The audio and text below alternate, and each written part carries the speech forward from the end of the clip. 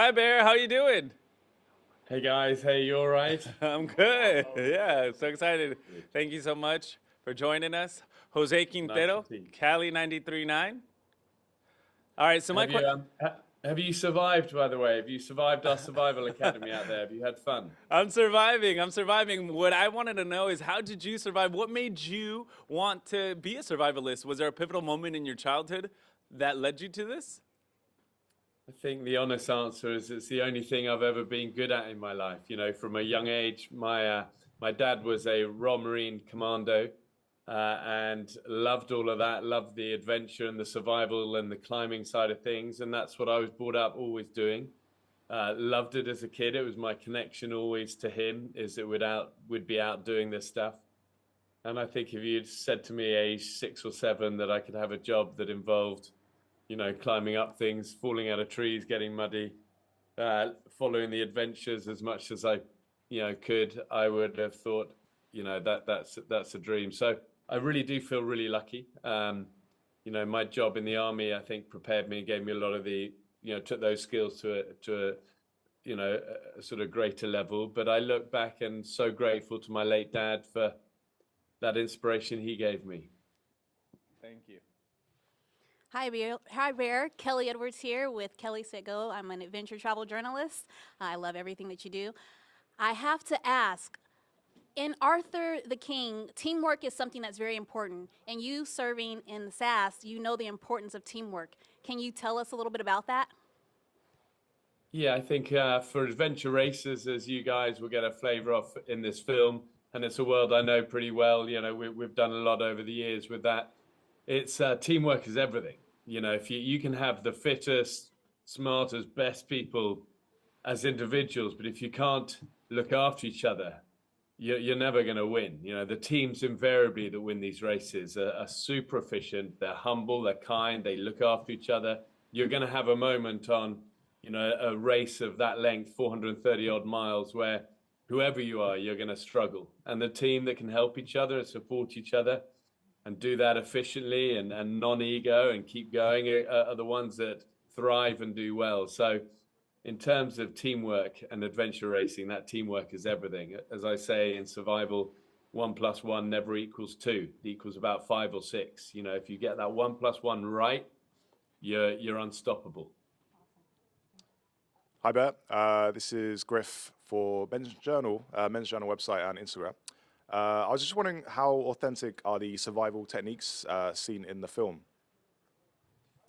Yeah, I think actually they're pretty good. You know, I was kind of I was a little concerned. I thought, I hope they get this right, and I think it's been great. You know, and then actually many stories of interactions with animals, even like that. But I think when the real story of Michael came out, and many people were like, really, did that happen? But it's a true story, and to make that into a film is really inspiring. And I came away thinking, wow, they kind of nailed a lot of this.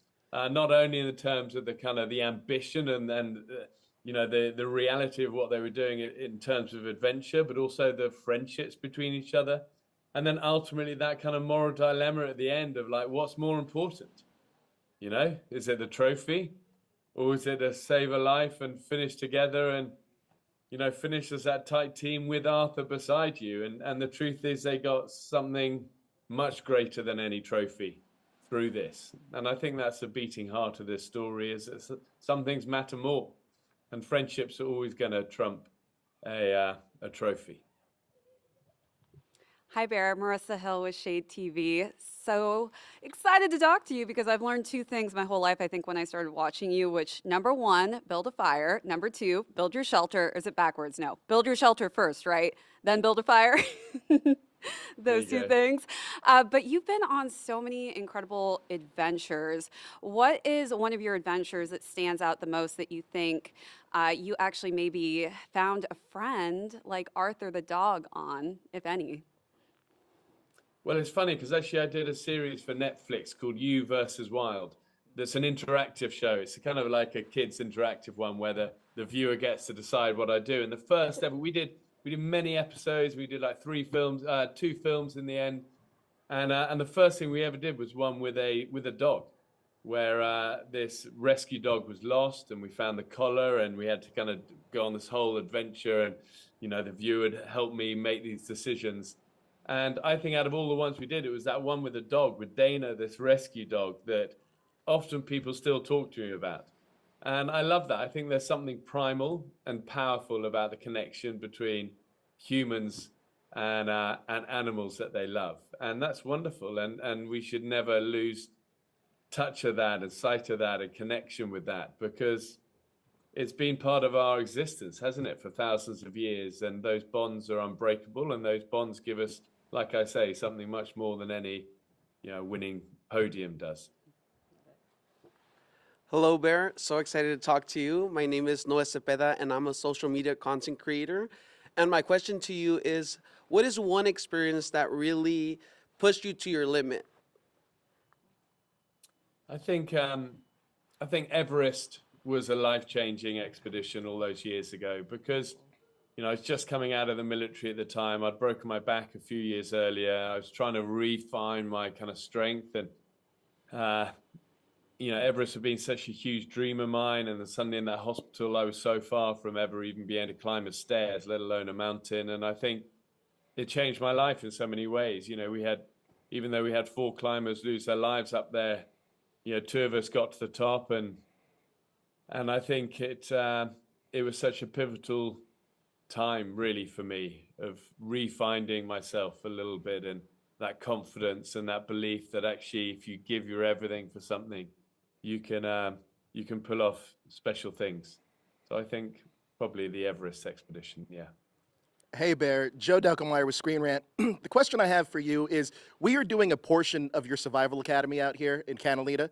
If somebody were to do an actual adventure race, what's the preparation time that you would walk them through with your academy? Yeah, and we actually get asked to help teams prepare, quite often for these sort of things. But it really is a case of you got to put the time in. If you're going to do well on these things, 2 factors. One, you've got to be a tight team. It's no good being brilliant as individuals, not being able to work together, because however fit you are, you're going to reach a stage where you're broken, and you're going to need somebody to shoulder and help you through the next mile, the next 10 miles, maybe to finish a race because you got an injury or whatever it is. So the teams that work well together are the teams that thrive. And the more preparation you put in, the better you're going to do. So I think don't underestimate the preparation, and don't underestimate the power of your friendships and those who can be kind, ultimately kind under pressure. Calm under pressure and kind under pressure are the ones that are going to do well. Hey, Bear, Brandon Davis, comicbook.com. So we've survived ziplining so far. For the rest of the day, we're going to build stretchers, start a fire, do some kayak races.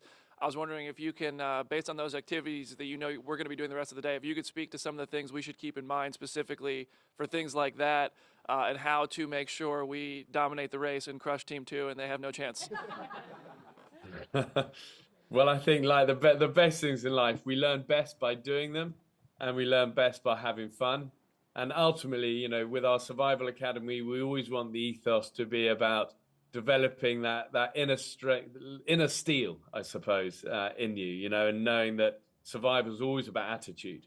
Having that never give up spirit, that kind heart that I spoke about that matters so much in survival and adventure racing. So be a good teammate to your people, shoulder it together, go for something bigger than just, you. And then facing a few fears. I think that's always part of it. Whatever we do with the academy, there's always somebody's maybe scared of, confined spaces, or, maybe it's the axe throwing or heights or whatever it is. It's helping each other over your fears, and knowing that in life, the best way over the fears is always straight through the middle. So I suppose in summary, when you find something hard, keep going, be dogged, don't run, go towards it, shoulder the burden together, work well as a team, and you'll come up tops. Hi, Bear. It's Irina with 365 Binge. At this point in your career, like many would call it like just constantly checking off things off your bucket list. Is there anything left that you really want to do with your career? Yeah, I think also in life generally, the world is such an incredible place. We have all so much to live for, and the more I see, the more I'm humbled by the world, and I'm humbled by people. I'm humbled by the scale of the natural world and how we all need each other, and the natural world needs protecting. So I go away on these trips and I come back with always a longer bucket list than I went with, but that's okay. And I think it's a privilege. I really feel I should have died so many times. I really do feel that. I mean, and therefore every day is a bonus. Every adventure is a bonus, and every friendship makes us richer. So that's how I approach life, and lots of gratitude in the heart. Yeah. Hi, Bear. I'm last. I'm Olivia Di Bortoli with KTLA and the CW. Like she said, you've done so many things in your career. What was it specifically about this story, about Arthur, that made you want to dive into this project? I think, first of all, I've been a huge, fan of Mark's stuff forever. We've kept in touch over the years with various things, and he's always been encouraging, and he's such a talent, and he's got such a big heart for stories. Of human stories. So I'm proud to stand beside him and support him in some small way. Simu Liu obviously is a Running Wild guest of ours. So when I saw he was on the cast, I thought that'd be really fun because he's an incredible man. Truly somebody who epitomizes, like I say, courage, kindness, and never giving up. His life story is sums that up.